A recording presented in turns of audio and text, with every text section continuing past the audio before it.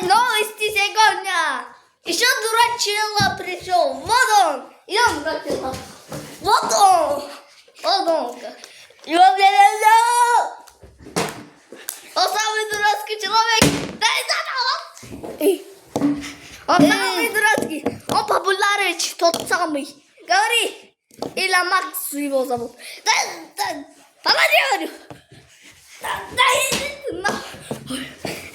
Он самый дурацкий человек в мире. Кроме него нет.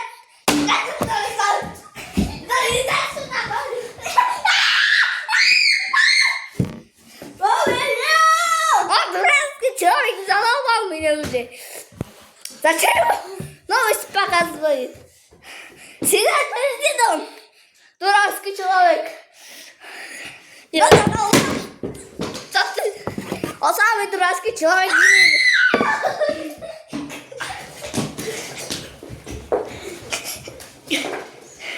Он самый дурацкий человек.